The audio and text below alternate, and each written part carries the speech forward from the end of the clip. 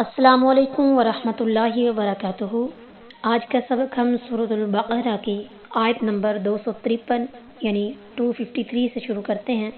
اعوذ باللہ من الشیطان الرجیم، بسم اللہ الرحمن الرحیم۔ تلک الرسل، یہ پیغمبر، فضلنا، ہم نے فضیلت دی، بعدہم، ان کے بعد، علی بعض، بعض پر، منہم، ان میں سے،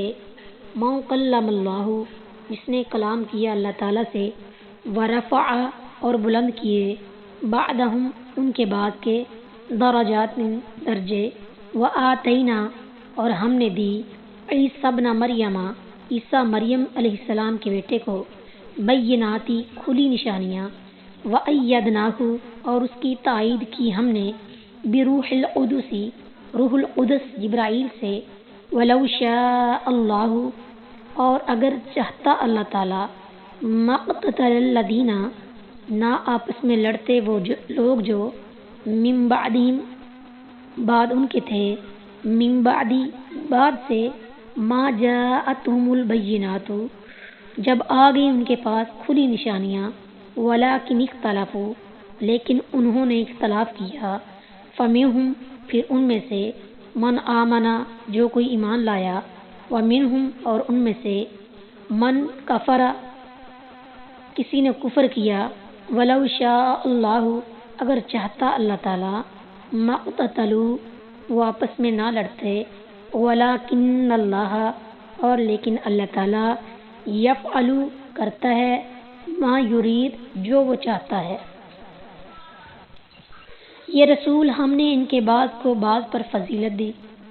ان میں سے کچھ وہ ہیں جن سے اللہ نے کلام کیا اور ان کے بعد کو اس نے درجوں میں بلند کیا، اور ہم نے عیسیٰ ابن مریم کو واضح نشانیاں دی اور اسے پاک روح کے ساتھ قوت بخشی، اور اگر اللہ چاہتا تو جو لوگ ان کے بعد تھے آپس میں نہ لڑتے، اس کے بعد کہ ان کے پاس واضح نشانیاں آ چکی، اور لیکن انہوں نے اختلاف کیا،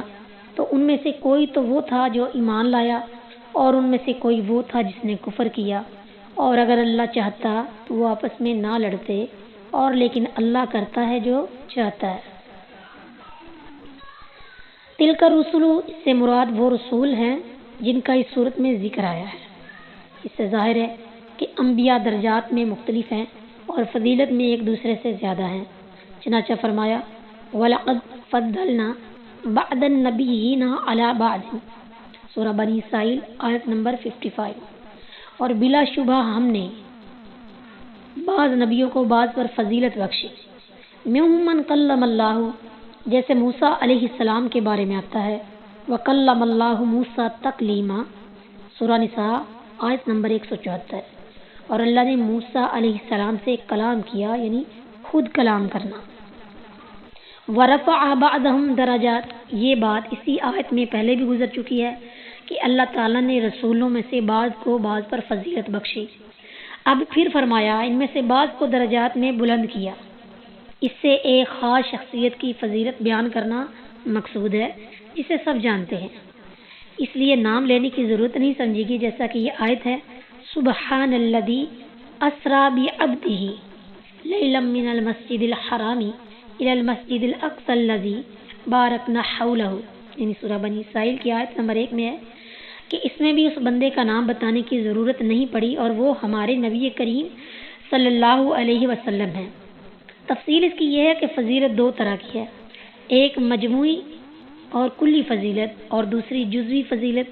یعنی کسی ایک چیز میں دوسروں سے بڑھ کر ہونا۔ مثلا یوسف علیہ السلام کے وہ خود ان کے والد، دادا اور پردادا نبی تھے، یہ فضیلت کسی اور رسول کو حاصل نہیں، چنانچہ اس لحاظ سے رسول اللہ صلی اللہ علیہ وسلم نے انہیں اکرم الناس، یعنی سب لوگوں سے زیادہ معزز فرمایا ہے۔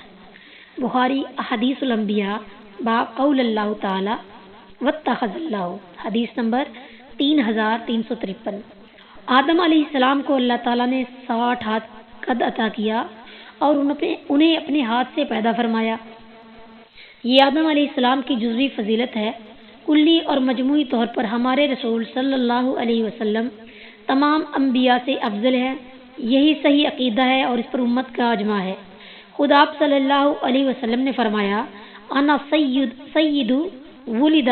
آدم یوم القیامتی ولا فخر، میں آدم علیہ السلام کی اولاد کا قیامت کے دن سردار ہوں گا اور کوئی فخر نہیں۔ ترمذی تفسیر القرآن باب ومن سورۃ بنی اسرائیل، حدیث نمبر 3148 و صحاح الالبانی۔ آپ صلی اللہ علیہ وسلم کی افضلیت کے لیے قرآن مجید ہی کافی ہے، دوسرے تمام انبیاء کے معجزات ان کے ساتھ ہی ختم ہو گئے، جبکہ قرآن قیامت تک باقی ہے۔ مفسرین بالخصوص رازی نے آپ صلی اللہ علیہ وسلم کی افضلیت کو دلائل سے ثابت کیا ہے اور اس سلسلے میں شبہات کے جواب دیے ہیں، لیکن ابو ہریرہ رضی اللہ تعالیٰ عنہ سے مروی ہے، رسول اللہ صلی اللہ علیہ وسلم کا فرمان بظاہر اس کے خلاف ہے کہ آپ صلی اللہ علیہ وسلم نے فرمایا مجھے موسیٰ علیہ السلام سے بہتر نہ کہو۔ بخاری احادیث الانبیاء باب وفات موسیٰ، حدیث نمبر 3408، اور ابو ہریرہ رضی اللہ تعالیٰ عنہ بیان کرتے ہیں کہ آپ صلی اللہ علیہ وسلم نے فرمایا لا تفضلوا بین انبیاء اللہ، اللہ کے انبیاء کو ایک دوسرے پر فضیلت مت دو۔ بخاری احادیث الانبیاء باب قول اللہ تعالی، حدیث نمبر 3414۔ علماء نے اس کے متعدد جواب دیے ہیں، جن میں سے واضح ترین جواب دو ہیں۔ ایک یہ کہ آپ صلی اللہ علیہ وسلم کی مراد ہے کہ میری فضیلت ایسے انداز سے بیان نہ کرو جس سے دوسرے انبیاء کی کثر شان کا پہلو نکلتا ہو، کیونکہ آپ صلی اللہ علیہ وسلم نے یہ الفاظ مسلمان اور یہودی کے جھگڑے کے موقع پر فرمائے تھے۔ دوسرا جواب یہ کہ کسی نبی کو ایک ایک چیز میں دوسرے انبیاء سے افضل نہ بتاؤ، کیونکہ جزوی فضیلت کسی بھی نبی کی ہو سکتی ہے۔ امام شوکانی رحمۃ اللہ علیہ لکھتے ہیں اس آیت سے صاف ثابت ہوتا ہے کہ بعض انبیاء کو بعض پر فضیلت حاصل ہے، لیکن حدیث میں فضیلت دینے سے جو منع فرمایا ہے اس سے مراد مقابلہ کی صورت میں ہے یا جزوی فضیلت مراد ہے، لہذا کتاب و سنت میں کوئی تعارض نہیں۔ ابن کثیر فتح القدیر۔ وَآتَيْنَا عِیسَیٰ ابْنَ مَرْیَمَ الْبَیِّنَاتِ، یہاں البینات سے مراد واضح دلائل اور معجزات ہیں، جیسا سورہ آل عمران کی آیت نمبر 49 اور روح القدس سے جبرائیل علیہ السلام مراد ہیں، جیسے سورہ بقرہ کی آیت نمبر 87 میں۔ یعنی انبیاء کے متابعین میں یہ سب دلائل دیکھنے کے بعد ضد و اناد کی وجہ سے اختلاف اور پھر اس اختلاف کی بنا پر آپس کی لڑائی اللہ تعالیٰ کی حکمت و مشیت سے ہے۔ یہاں ایسا کیوں ہوا